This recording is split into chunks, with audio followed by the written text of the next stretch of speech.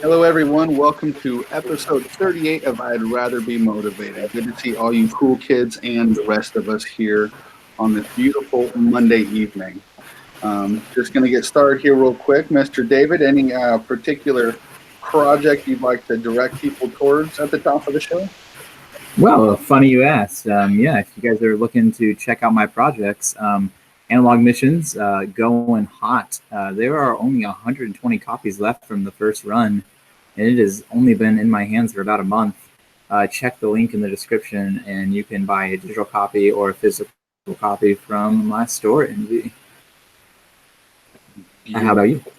And you'll find all these links below. But yeah, for me, we're in the last 2 days, 2 days and a few hours left of the Kickstarter for the 100th anthology entitled Werewolves and Unicorns and Other Mythical Creatures. You'll find that link below as well. But if you head to 100daysofmakingcomics.com/ScottOG, that's where you'll find what you need to help us get started and print a whole bunch of books. So I think you guys will really dig it. But yeah, man, how's it going? It's going pretty good. Before I say anything else, do you realize that OG is like your thing in your link? Like, does that crack people up, or if you not realize what that is? Oh, yeah, it was not lost on me or the game. I played it up a little bit more when I was tied for first place in the sales thing for a little bit. I suspect that will go away. Were you really? When we get yeah, it was kind of cool. Like, I actually highly recommend for folks who are doing anthology things. All of us had, and that's why I gave the /ScottOG. They're tracking everybody's, not necessarily just sales, but driving people to the Kickstarter, and as a way of kind of creating fun competition, which is a theme among a lot of artists, whether they realize it or not.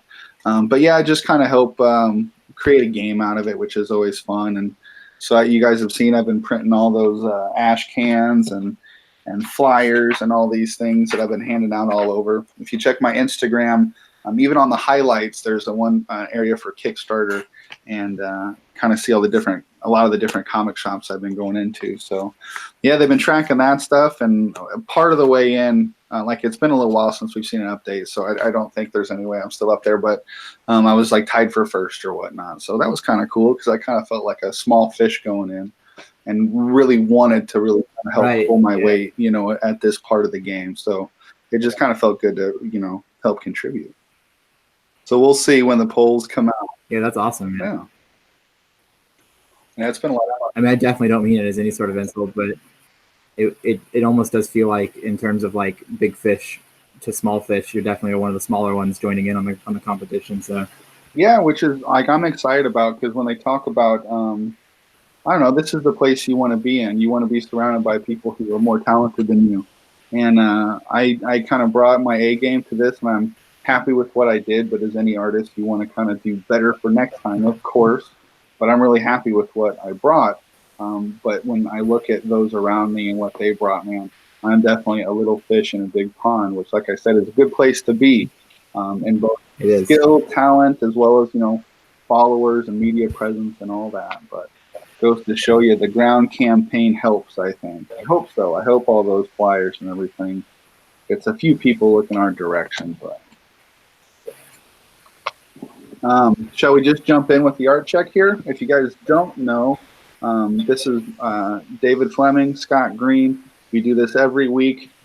Sundays or Mondays usually, but this is our way to kind of keep each other accountable and follow up on our projects and see where we're at, and also kind of fill you guys in on the progress of I'dRatherBeDrawing.com. So we'll jump into it. We kind of borrow heavily from the 48-hour art check from Corey Kerr and Joshua Kemble. Both of those fellas are in that anthology with me as well. But progress, problems, and plans. Let's jump into it, because a lot of that will have to do with our topic tonight, which is not necessarily how to avoid burnout, which is something we've talked about in the past, but it will happen to us folks who are doing art all the time. So what do you do with it once you got it? So that'll be kind of what we're talking about. But David, progress. Last time we were talking, you were kind of gearing up to be going out with hitting some comic shops with analog missions. How's that all going? Yeah, I think it's going really well, considering it. I went out with no expectations at all, and the book itself is in 4 different shops around Kansas City right now. Granted, 2 of them are within the same branch, but they put some at both branches, and that was kind of a cool thing, because in my head I wasn't sure if them accepting it would be like just for the local one or whatever. But yeah, so which shops did you say you got it in? Let's give them a shout out. I'm in Bebop, North and South. It is when I did my Pawn Pint thing, he took a few at consignment. Phoenix Comics, which have been treating me really well, and I want to give an extra shout out to them. Those dudes are awesome. They wholesale bought 10, and then what was the other one? That was 4. Yeah, that's 4. So that's the 4 that so far that have said yes to it. I've also sent out some emails to some very non-local shops. I don't really expect to hear back from them, but I've just decided if I don't reach out, I don't like nothing happens, right? And if they don't respond, then it's just the same as me not trying. But I made a post a couple weeks ago that was like, hey, shout out your local comic shop, and I've been sending out just like almost not necessarily a generic email, but just kind of like, hey, I'm a local Kansas City artist, I'm an indie guy, like you're one of your locals like sent me to you. Mm-hmm. They like backed my Kickstarter. Do you guys deal with like local artists, and like what does that look like, kind of email? And so I have a little sticky note actually. I sent 4 of those out, and that was not even a few days ago though, and I haven't heard back from any of that yet, but I have a list of about 20. Very cool. Hey, you should write this down real quick. I don't know if it'll work out, but Emerald Comics Distro. Look them up. I don't know.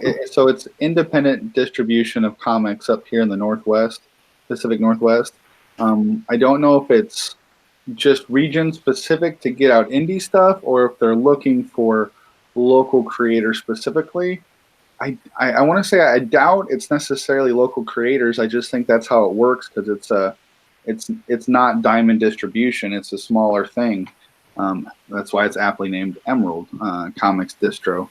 But that's someone that I don't know. I think your book would fit in well. I've been around to a lot of different shops, and some of the people had told me about this person and that representation, and that's why a lot of the shops I went to had a lot of different similar independent local stuff. And I mean local from like Portland and California to up into Canada and stuff. So supporting an indie guy from the Midwest doing something cool doesn't necessarily seem out of the ballpark. But they have like a whole submission process where you don't even have to try to get somebody on the line. You've got the product and they've got a submission process.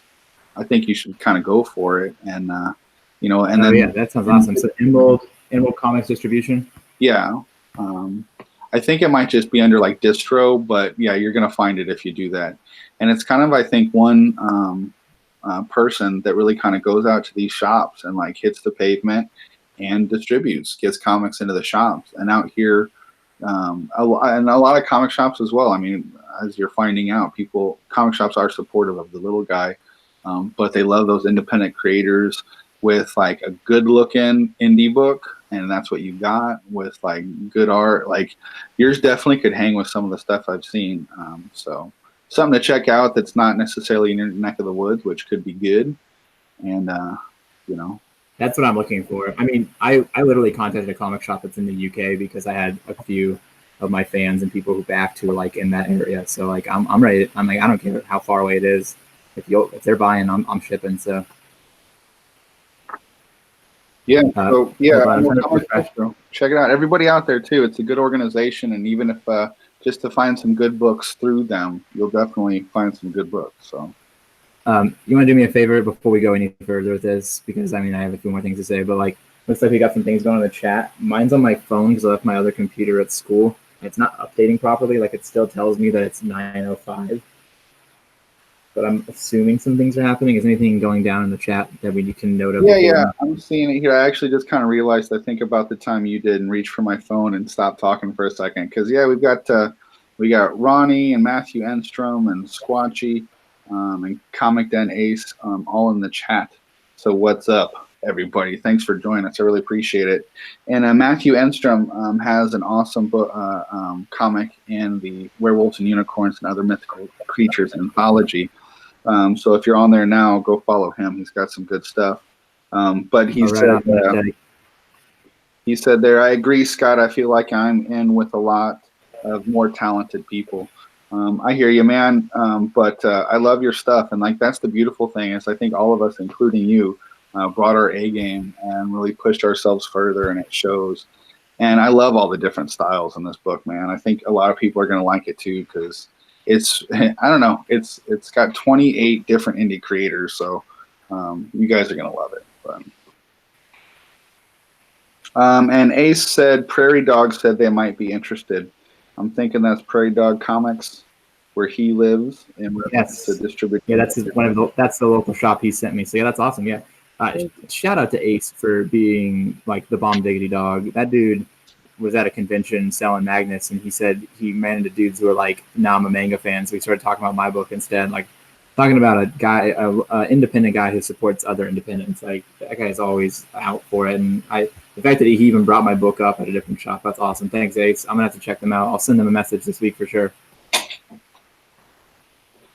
So we were on progress on my end. So yeah, comic shops, right? That was really cool. What was another? I had two. Oh, the cover. So I'm still working on the cover. It isn't quite done yet. I did want it to be done by now, but I have made some progress on it. What ended up happening was I realized that the way I was formatting it, I needed to kind of actually go back and reformat it a little bit so it can be reused for other purposes. So like when I make sort of the like the Kickstarter banner and some other stuff, I need it to be a separate, like I painted it on its own file and then send it into the format of the what do you call it? Of the cover, and I was just like throwing into the cover and painting it there, and I realized like the way I painted my other one was I made the print and then I was able to cut it and crop it and repurpose it and kind of put it all over the place. If I make the one specifically for the cover, I might not be able to put it into other different like ratios and formats, so I had to like stop and actually redraw. And then because of that, I actually ended up scanning what I'm working on right now, which is this one here, which I wanted to use like a promotional thing too. This is going to be the villain of book 2 here, and I wanted to sort of paint her print kind of thing, so I could actually like make some copies of this guy or this character and kind of use it as a cool promotional piece for book 2. I'm kind of make like a little poster out of it that has a little splash of them and stuff. So, and then I got a commission or two that I wasn't expecting to because I did a convention last week, and which is why we didn't go live. I had an exhausting week followed by an exhausting weekend and then some. But at that convention, I got rid of 9 books, and it was super successful.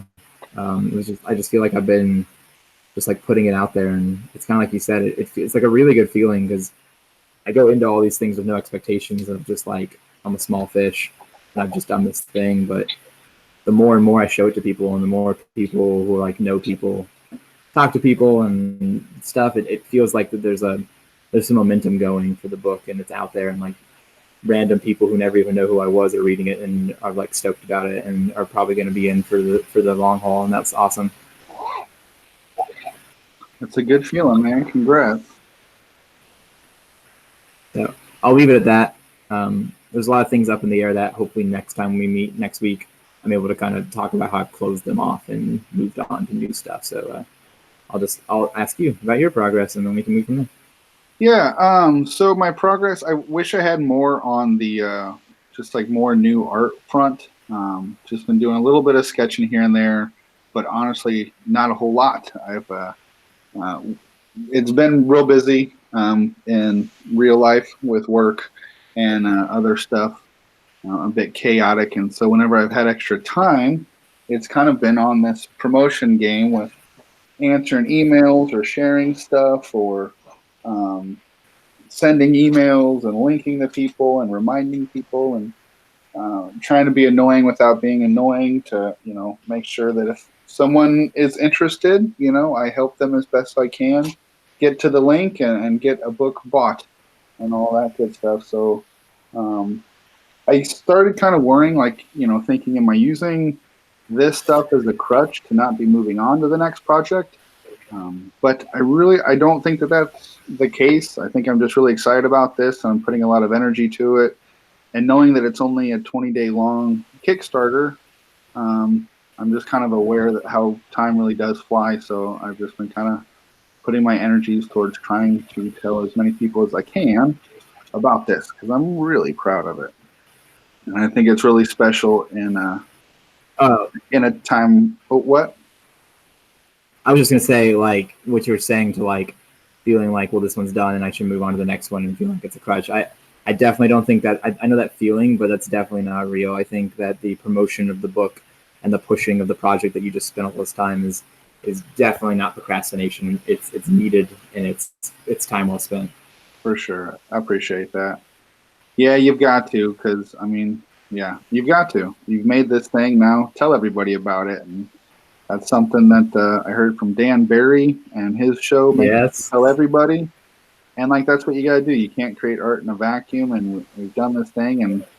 And this is the thing I'm most excited about being a part of that I've done so far. Like, this is a bit of a benchmark milestone for me. So, of course, I'm shouting it from the rooftops, But yeah, so it looks like my chat just finally updated here, but Ace said massive effort or energy into marketing. I think that's super real. I think too many people think that the process is done when it's made, and that the book should be so awesome that it sells itself. But think about any movie or big studio thing. They don't just like put out the movie and cross their fingers. You hear about it for like a year in advance, and it just gets put in front of you over and over again until you just can't help but be like, all right, geez, I guess I'm going to see your movie because I can't help but freaking see the poster everywhere. Like, almost too much, with all these comic book movies where it's like, obviously the world is going to show up and see this. They're still like almost showing too much to try to entice people. Please, please. Yeah. So, if they have to do it, then to think that we don't is kind of almost like, I don't know, without sounding rude or anything, but that's definitely a little bit of like ignorant on our part. Yeah. And I think so with the longevity of a cartoon. Longevity.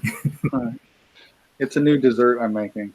But to like maintain that as a creative professional, or just, you do have to kind of, as you're doing that, you've made this project, you've got this line going along, and it's, the timeline of creating this project, and now you're selling it, and now you're promoting it, and now you're taking it with you. You have to have multiple timelines kind of going at the same time. Like, I can't just like do this project until it's completely done and then start on the next one. And so that's the danger I want to avoid, is that, you've got to kind of be juggling a little bit. Sometimes, excuse me, I'm sorry. Sometimes you do have to kind of focus on something. And that's where I kind of decided that on this 20-day thing, focus, because this is going to tell how much books I have to sell for the next one. It's going to tell, I've talked to you about the idea of a project spin-off from this. So this 20 days will have a lot to do with those other future timelines. So sometimes you got to focus, sometimes you got to juggle, I guess, but that's the whole balancing act. How about problem? Well, oh, sorry, go ahead. No, I'll do it and I'll transfer in, but as creative people, it's not about the end product, it's about the process. And the minute you finish one, you wanted to start the next because you're so excited that you like finally followed through and made the project, and you have so much more story to tell, and you just want to, it's the feeling I have right now, even though I'm trying to take it slow to not burn myself out, like what we're about to talk about and stuff. But like, just that it's like you finish book one, and in a lot of, I hear it said that like for writers, like it's about like finishing the novel, but for like artists and comic people, it's about making the novel. And it's like it's such a satisfying thing to be in that you like feel like if you're not right back into the next one, you're like doing it wrong or you failed at it or something. And I think that's why it's so easy to get trapped in the like, oh, I'm not doing good at my thing because I've been only marketing the thing I've just spent all these months making or years making, kind of thing. But I think it's just the nature of a creative person. Yeah, you've got to play that business person role as well as the creative, intelligent artist role as well, I suppose. Yes. Let's do plans, because I feel like problems leads more into our topic. Okay, cool. So I'm gonna say that my plans are to finish the commission I'm currently in the middle of and get back to working on the cover. I'm gonna make that a really loose goal. Like that's it. I want to be done with my commission, so that I'm back to focusing on the comic, because I have another opportunity that might show back up around like the end of July and August. And if it does, I want to have already had a jump start on comic stuff, so that when that project takes my attention for a month or whatever it might do, I know that I've like kicked it into high gear with what I'm currently working on for like my personal stuff. Because that's another thing too. It's like it's a hard balance of like wanting to only do my personal stuff, but also knowing that like I got to take client work and I got to keep putting myself out there, because that's also what like doing really well with a client spreads to other people in a vacuum, but in like a good vacuum. Like some of the people that I do commissions for, I do one every couple months. They just hit me up and they're like, all right, I'm ready for another rad thing, you know. And it's like I almost have like regulars that get commissions from me, and it's like a good feeling of knowing other people who are that into my work and stuff. And I'll get another commission. I'll be like, blah blah blah said you're awesome, you know, and then like that kind of stuff. So it's like it's a balance of that kind of stuff. So, but anyways, for me, the plans are just get it wrapped up, be back to my personal work, and spend all of June and July just strictly surrounded in the personal work. So, how about you? So, as you've heard me mention, there's only like 2 days, just over 2 days left of the Kickstarter. So I'm still going to keep pressing forward on that. The final push to see how far we can get, because just so you guys know, we're not very far away. Did I already mention the poster? Did I mention that already? I don't care. I don't think you did. Karen Lewis Bonfiglio, I hope I said your name right, Karen. She illustrated a beautiful poster that we're like not far, but just a little far from getting to. But I think we're going to blow out of the water. I think these last 2 days are going to go great. But it's a poster. Do you mean that as like a sorry? Do you mean that as like it's a stretch goal? Yeah. What did I say? You just didn't. You were just saying that like we were close to the poster, and I didn't know if you were being specific about saying that. Yeah, a stretch goal for the poster. We've raised almost enough funds to hit that stretch goal, and it would make it so everybody that's ordered a copy of the book would get this full color poster that features at least one, I think, character from everybody's story in the book. And I'm sure you can imagine how hard it is to make like an X-Men cover or something with like 5 people on it, but imagine almost 30 characters that are all done in different styles. And you're not just trying to do your style, you're trying to like make sure people know it's from that story. So, and she did a beautiful job, man. The thing looks so good. And it's super flattering too, which thank you for your draw this in your style. By the way, your help and support, that thing was awesome, but it's super flattering to see somebody draw your character.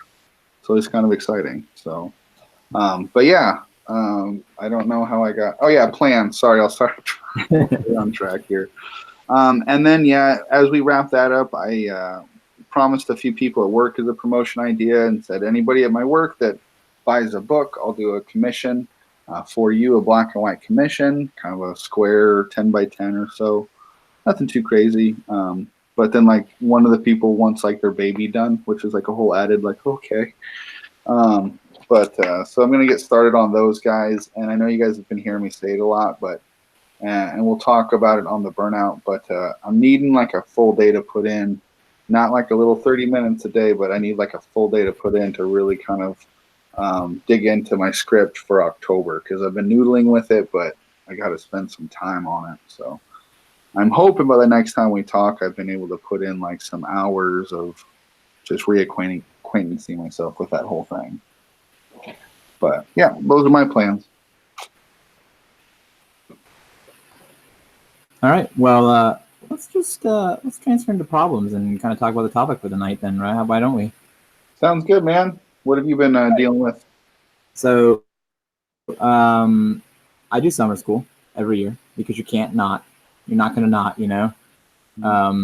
Summer school is just like I can't wrap my brain around it because I did retail for 7 years, as you know, and it's nothing but working all the time, even weekends, even holidays.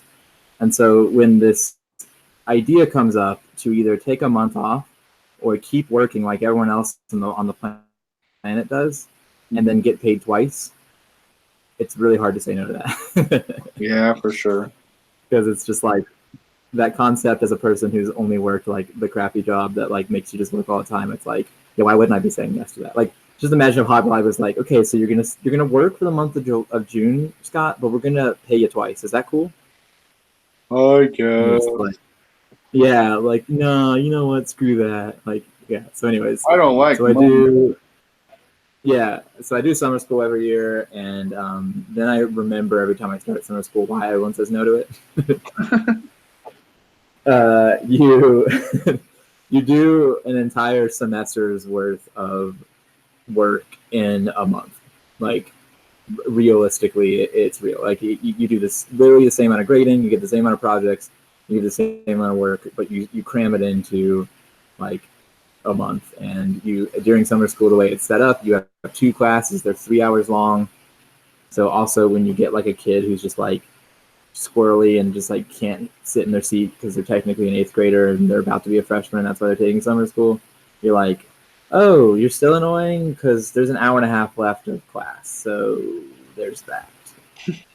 and then you don't get a plan, you get a 10-minute break in each hour where the kids go to what's called on cue, and 10 minutes is enough time to like pee, and then you're like, cool, they're back. Like, so you don't have any time during school to grade it. Everything, planning and all that stuff has to happen before and after school.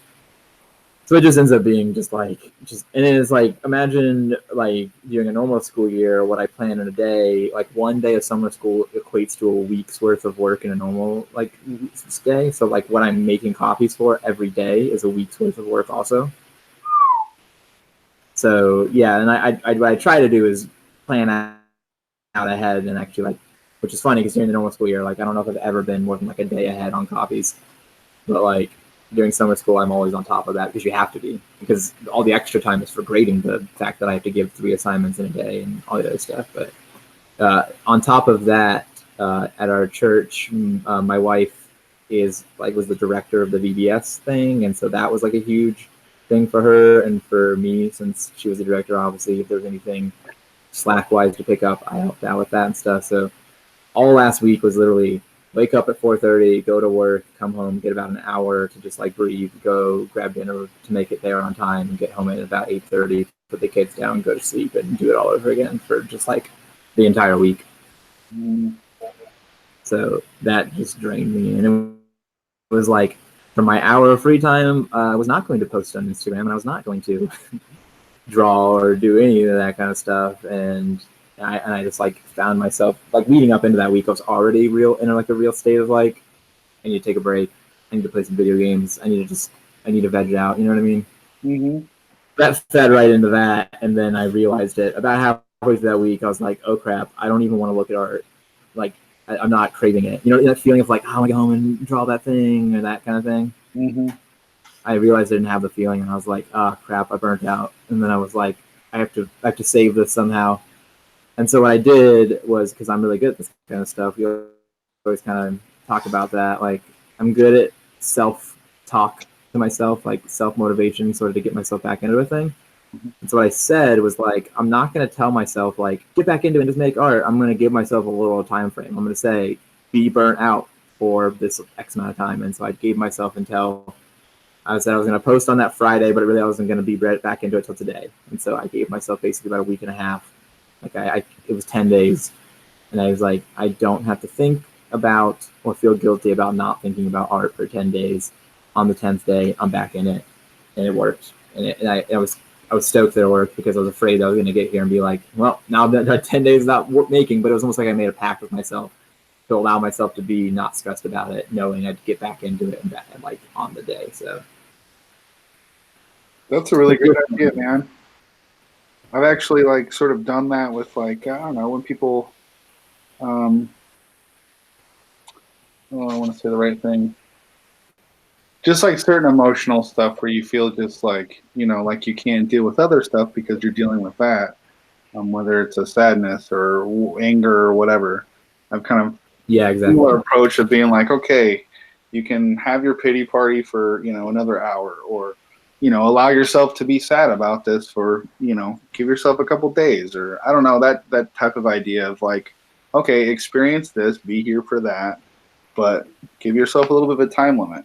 And yeah, it is a weird thing where usually by the time it's up, you feel ready for the change, you know?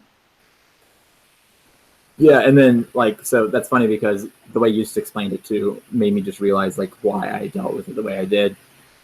One of the sort of theories or things to talk about with kids, like with students, when you're like more or less disciplining them, is to like enable them in a way, or like validate. That's the word. Validate them. Like be like, it's totally cool that you're frustrated. That I told you that I need you to chill out and sit down.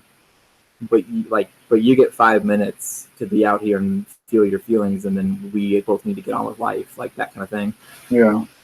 And so that's probably why in my head I was like, I need to formulate a plan. I'm going to give myself a time frame to feel my feeling of you suck. I want to take a break and just relax and spend time with my family, and you know, like go fishing on Saturday. And like literally I went fishing with my father-in-law on Saturday, and I told Patty, I was like, I don't even care if I catch a fish. Like, I just want to sit on the lake, eat a peanut butter and jelly sandwich, and just like relax, knowing that like none of my responsibilities are there in that place right there in that time. Heck yeah, man. That's awesome. So it felt good because I made a video not long ago about like the idea of like how to stop burnout and how to like keep yourself in a really good workflow. But I do think that sometimes, and I think maybe it has to do with like what we just talked about of the like stopping and feeling satisfied with a project instead of literally jumping right back into the next project. Mm-hmm. And that it's like, I deserve a break after what I did with Analog Missions, because I pumped that thing out and it's great. And I'm extremely proud of myself for the work that I did on that. Like, I get to take a week off from the feeling of being an artist who like basically gets my traffic and builds my audience by being a consistent online presence. And that's like a thing. Like it's almost like a word to use to say that like it can be like an Instagram artist or a YouTube artist or something like that. Like it's a legitimate thing, but you disappear for a week and people think like, oh, I guess he quit. And it's like, nah, I just needed some family time, man. I'm here. So on that note though, as like a way to close this and give it to you and see what you have to say about it and your problems and keep it going. We always do the share what's currently inspiring you indie thing, right? What now? My current. Oh yeah, yeah. What's up? Sorry. Yeah, so, I didn't hear what you said at first, but I got you. Go ahead. Yeah, so this was you. I think it was the last time that before we did the last one, you were like, I want to start a segment. I loved it. And it was like, what's currently inspiring us and that kind of thing. And what's currently inspiring me right now is not comics. It is indie video games. So I know that since you're like not a video game guy, like I'm gonna explain this like to anybody who might be just completely unaware that this is real. But there's like a whole genre now with how easy it is to be a small studio and still produce like really good work of like games that are freaking fantastic, made by teams of like 10, like little small studios that make like beautiful games that you're just, it's like $5 because it's like a little indie studio, you know, that's just like putting out a video game, but like more people know about it than some of the big ones, you know? That's awesome. And so I got onto one because E3 just happened last week, and that's like the big video game conference stuff of the year. And there was this crazy sales, and part of my burnout for me is like my de-stressor is like play my Switch. And so I was like, oh sweet, I'll pick this game up. And then I did, and it was like the coolest thing ever. I spent $5 on it, and it was like, what is this game? How is this real for me? Like, and then I did all this research, and I found this and I made like this list. It's like now I have this fun goal of like throughout the summer to like relax a little bit between it. I have like a list of cool indie games. It's called Gris. The entire like backgrounds and story and character are all watercolored. Oh wow. Yeah, and it's like it is like if beautiful was a word to describe a video game, like this thing is literally beautiful. And it's not like a kill things survival thing. It's explained as like you go through the stages of grief as your character. And it's like a puzzle thing where when you're in each different stage, the visual of it kind of like represents the visual of the emotion or something. And it's like, yeah, isn't it? It's just like, and it looks like, when I looked at the pictures of it, I was like, yeah, I'm buying this game. This thing looks literally fantastic. Like it's like the thing with my book of like, and I'm not as like a self brag or anything, but it's like the comment I keep getting is the comment I was hoping to get, which is that like I put time and I made an artifact and I made this piece, and it's like there's something completely different about what I was able to do as an independent creator with the feel and the look of this book that doesn't exist other places, and that's like, it got me really stoked to know that like this subculture of indie also exists, and I've always known it, but I haven't been into it as much, and I always just kind of like I played an indie game or two, you know, it's like a fun thing, but this is like this. I think it's got me really stoked on it because gateway drug. Yeah, exactly, and it's this cool thing of like this format I chose is just another format. Like Analog Missions, the indie video game, could have easily have been a cool thing that can or could exist with little 2D pixel art, you know, or whatever, or watercolored, or even like literally like imagine like a video game with like screen tones in it, you know. Anyways, but it's got me stoked because what's got me stoked is the idea that any independent person with an idea nowadays, with the way technology works, is able to just like make their dreams come true, and I love that. Yeah, it's a cool.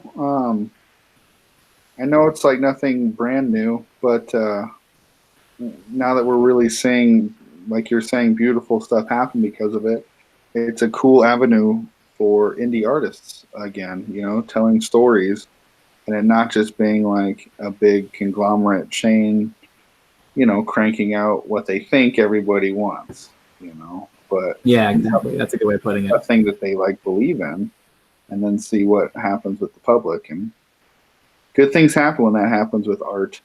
And it's interesting and cool to kind of see that evolution in even video games. Yeah, that's exactly the feeling. So yeah, I just wanted to share that too, because that was like a part of my, that's like there are certain things I do when art is not in my brain and I need to like relax, like skateboarding and video games, they get me into a nice like, because I think it's because of that thing. It's like even when I'm not creating, I'm in the middle of some kind of thing that feels like something creative or someone creative has touched this thing. It's definitely the same thing that's attracted me to my other hobbies is that has me attracted to art so much. So yeah, that's my I feel like I got down a rabbit hole and got really deep into the psychology of myself there. But hey, nothing wrong with that. No, it gives good insight. And I mean, that's how we all kind of get ideas about this stuff. But I really like that idea of giving yourself a time limit with things like this, and not doing the oh, I'm gonna hate myself for not being good enough. Gosh, why can't, and like thinking like you should do that until you're back in the groove. That doesn't really help, you know. Yeah, you feel bad about yourself and anxious, and means that when you go on that fishing trip with your father-in-law, you're really thinking about like, gosh, I should be spending this time working on the thing that I feel bad about not having worked on already, and that's just not healthy. So no, that's a good idea. I like that idea of giving yourself a time limit to deal with stuff like that. I did a little bit of a similar thing to kind of segue into some of the problems from last week. Like I said, it was just a really busy week with everything. You know how Hobby Lobby goes with layouts and that time of year, and we're already getting all the seasonal stuff in and truck and all that. And it was just like everything hit all at once, and then my district manager needing to come by to do like the audit of my frame shop for the first time since we don't have that sort of junk.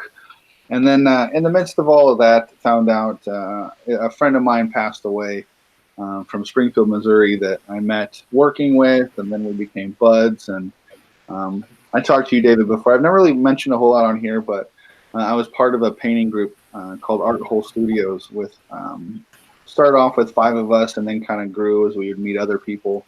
And it was an idea of kind of getting rid of some of the ego in art, and just kind of having fun being creative together. And so we would just put up these great big canvases, and all of us would just sort of attack those canvases at once. We'd have different stations set up with multiple ones going on. So there was none of that standing back for, you know, hours or days looking at a painting to go, what am I going to do to finish this? Because somebody else was already getting up there and getting on it and everything. Anyway, Chris was this friend of mine who I ended up bringing into that, and he was a person, which I'm sure you've probably seen around you before, when people are looking over your shoulder and you're doing artwork, and they're like, wow, I wish I could do that. And you're like, you totally can. And sometimes like it gets somebody pumped enough that they start picking up a sketchbook that they haven't picked up in a long time. And Chris did that. He started picking up graffiti stuff that he had done, but he was around a bunch of different painters who were taping off areas and throwing stuff at the canvases and doing all this mixed media stuff. And he took his ideas and started doing that. And so that's, you know, got to know each other even better through that. And just health problems, unfortunate kind of stuff. He passed away kind of last week and everything, and that was, of course, a bummer.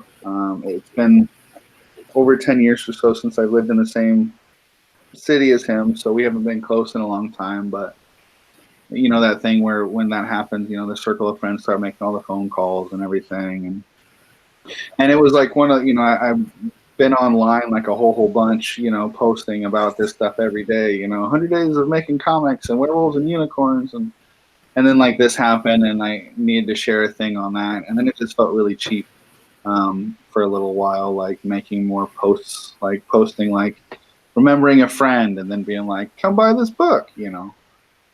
So kind of a similar thing. I gave myself a little bit of a time limit with that, knowing that he was an art friend as well, and he would be super stoked for what's going on and everything. But kind of gave myself a couple days where I took a break from like the promotion stuff and all this, and just kind of dealt with what was going on with my wife. She was a good friend. You know, we were all friends back in the day and everything. And a cool thing about like he did the artwork. I'm not taking credit for any of that, but being kind of someone who, you know, helped encourage and bring him back into the fold of art and everything, it was kind of cool. A lot of people posted online comments about, like they posted pictures of his artwork that he had done, and they're like, I'll always cherish this, and he did this graffiti piece for my kid, and he did this, and so it's kind of a cool legacy that, you know, for him and the people that he's left behind, like his artwork kind of hanging out. So I thought that was pretty cool. But yeah, so as far as problems go, mine weren't as bad as a lot of other people's in that situation, but it's something that, you know, happened and you deal with it, and I didn't want to sweep it under the rug, and living so far away from that situation, it probably could be an easy thing to like, okay, out of sight, out of mind, I don't want to think about this and everything, but he was a good dude and a good friend, and you know, so wanted to give that a little time to settle, and then know that he'd probably be going, get back on the job, you lazy punk. Don't use me as an excuse. So then hit back the trail strong with the kind of going out to comic shops and talking to people face to face and everything. So yeah, I don't know, kind of rambled for a bit there, but that's just kind of some of the stuff I was dealing with last week, and how, you know, when real, you know, you're excited about this art stuff and you're doing these important things in life, but when things like that happen, they do have a way of, you know, giving you perspective on what's important, what's not important. And it didn't trivialize to me my artwork and the stuff going on. It kind of highlighted that I'm glad I'm doing something that I want to be doing, and that I'm leaving a piece of me out there in the world and everything. But yeah, once again, you want to kind of give, I don't know, just give to the moment. Give yourself to the moment so that you can actually kind of experience that thing. Because as a human, as an artist, all of those things are important, all the ups and downs. And so even when it's the problems in your week, you know, you work through it. Sorry, I'm definitely just kind of babbling now. So, but yeah. No, I mean, you're making good points, and I think that it's funny. It almost feels like I should change the title, because it feels like what we've moved on to in our more been talking about is just like the emotional baggage of being an artist. And sort of the drain. I mean, that's what this show is, right? That's why we'd rather be motivated than just sitting around thinking about our baggage. Yeah. But I mean, at some point you do have to feel it. It's like that. What I said. It's like you do have to actually validate your thing. I mean, you're not helping anybody by by like hiding it and saying you don't feel it and all that kind of stuff, then that's a worse place to be, honestly, because you putting on the fake smile and trying to just continue doing the thing is probably going to hurt you further down the line when you end up just quitting completely because you didn't take the break. Yeah, for sure. It actually kind of reminds me, I mean, even what you talked about with, the burnout and just when we like have to take a step back for one reason or another, and not just like, the self-whipping when that happens, but once again, giving yourself to that moment. Miyazaki from, guy from Spirited Away and all these wonderful things.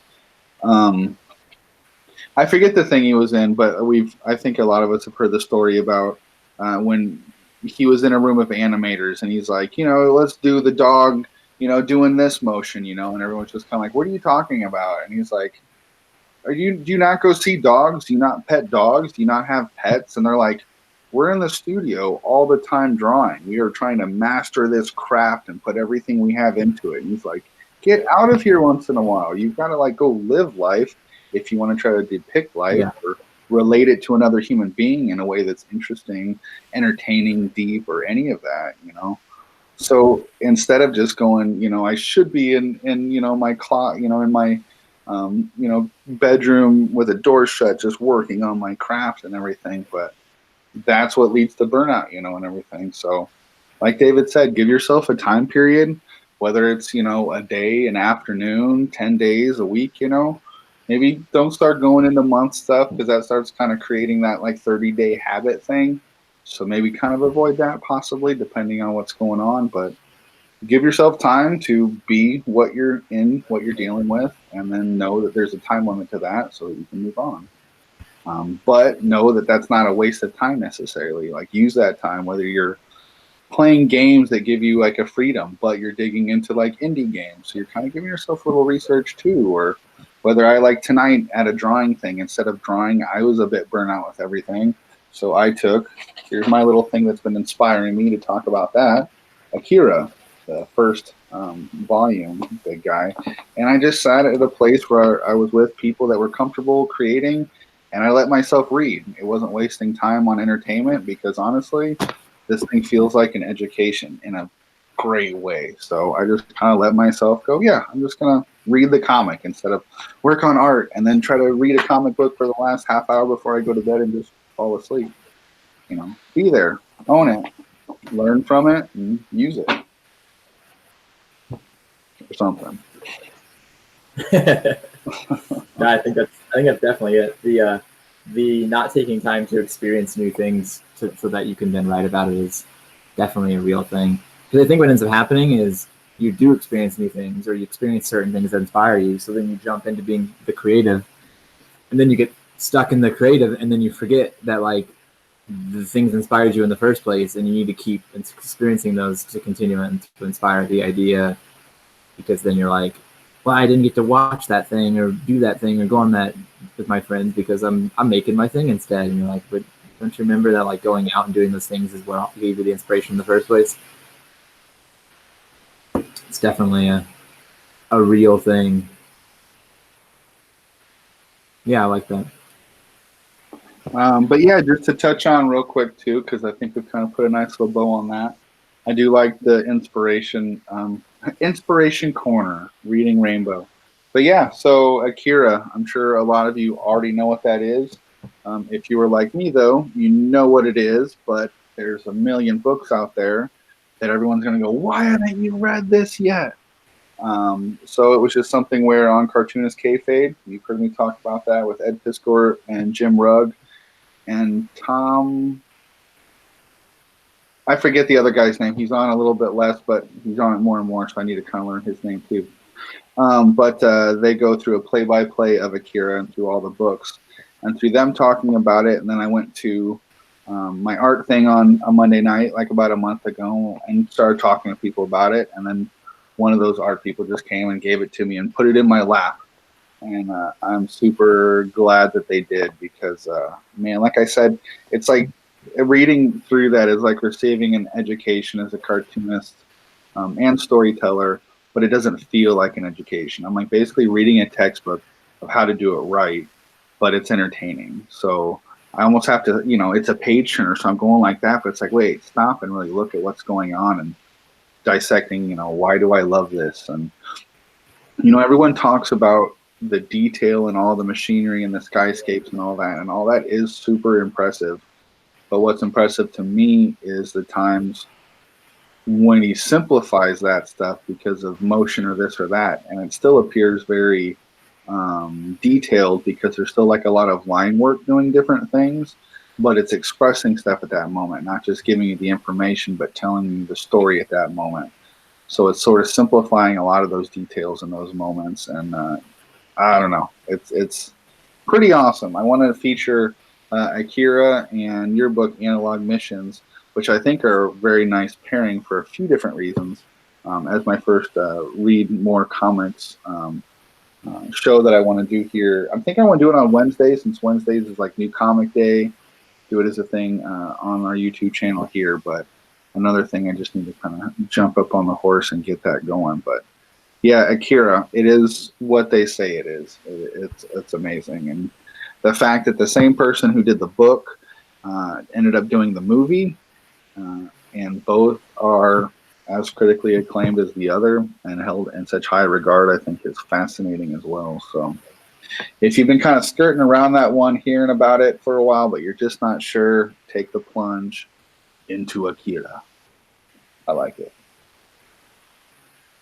Well, if you were looking to get on my good side by saying that my book complements Akira well, I mean, you did it, so thanks. Well, I mean, it's kind of like a what to do and then like a what not to do. Oh, right. It's complementary of each other, but I wouldn't say it. No, I'm just totally kidding, man.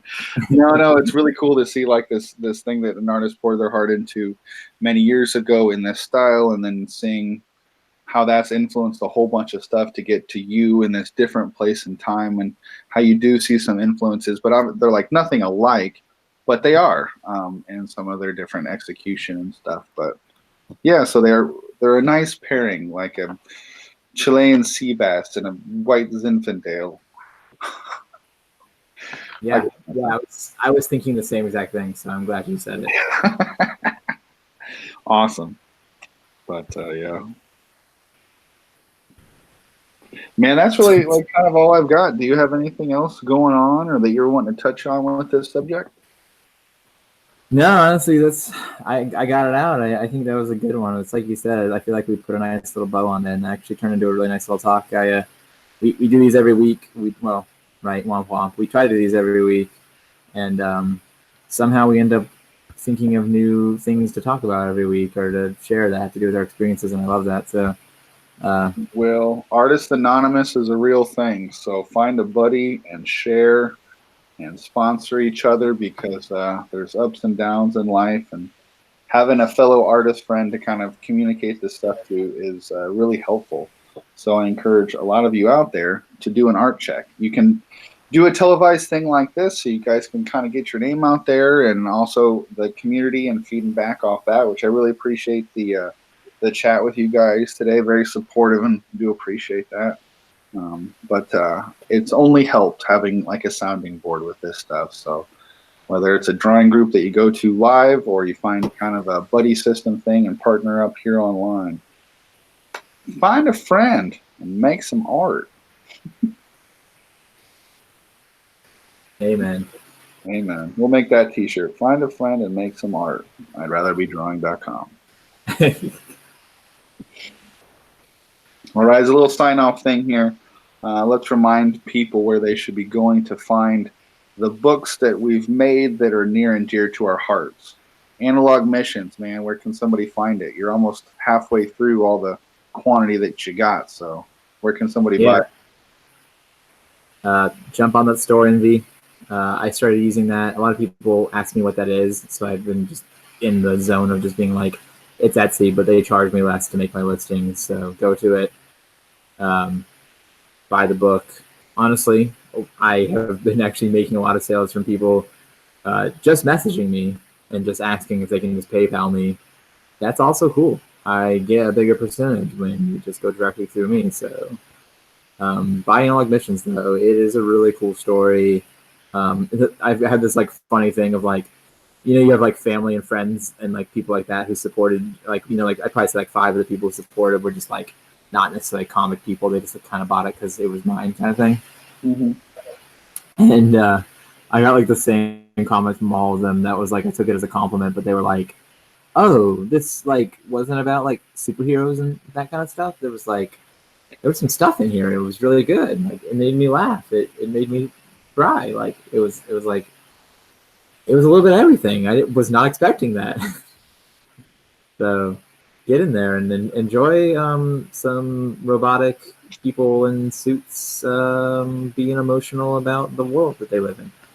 I love it. And like Ace said in the chats, don't be afraid to brag on yourself and the little victories of how quickly these things fund and how many printed and what it's accomplished and reviews from people and all that sort of stuff. Because, yeah, man, it's something special, and that's what we got to do. We're the ones, the loudest people in our own corner, so we got to promote that stuff. Which brings me to what I'm promoting. Best place to go is, I'll kind of update the links down there so we've got them all present for you. But it's on Kickstarter. If you search Werewolves and Unicorns, you'll find it. But if you go to 100daysofmakingcomics.com/ScottOG, SCOTTOG. But search Werewolves and Unicorns, and there's 28 people from around the world right now who are shouting it out to the world. So please support it, share it if you know anybody that you think might like it. Yeah, please tell them. Let them know. We only got 2 days left, so all support in any way, just trafficking and just going there and checking it out. It all helps spread the word and let people know that this is an awesome thing. If there's anything else you got, David, I just want to say thanks everybody for tuning in tonight, and then we'll see you again next week as we have the final numbers in from the Kickstarter and hopefully some more stores that are selling analog missions.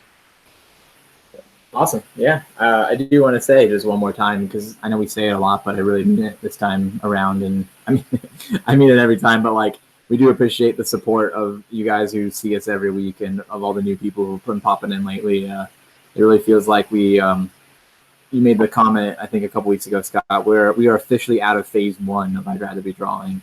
We have moved this into something legit and people know the name, and that feels really good. So we appreciate your support. This stuff doesn't happen without you guys. So until next week, I think that is it. I think we're going to say deuces and call it a day. Thanks, everybody. Bye.